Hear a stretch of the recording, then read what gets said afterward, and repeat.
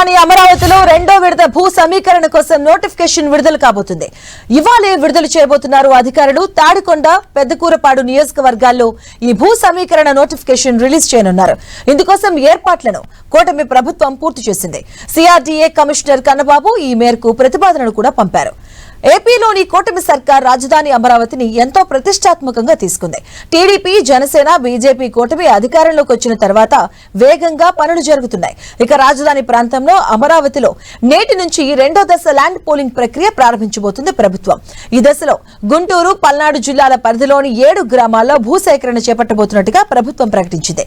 ఇప్పటికే రాజధాని ప్రాంత అభివృద్ధి ప్రాధికారిక సంస్థ భూ సమీకరణకు సంబంధించి అధికారిక నోటిఫికేషన్ విడుదల చేసింది. రెండో దశలో మొత్తం 20,494 ఎకరాల భూమిని సమీకరించబోతుంది ప్రభుత్వం. రాజధానిలో కీలక మౌలిక వసతుల నిర్మాణానికి ఈ భూసేకరణ చేపడుతుంది.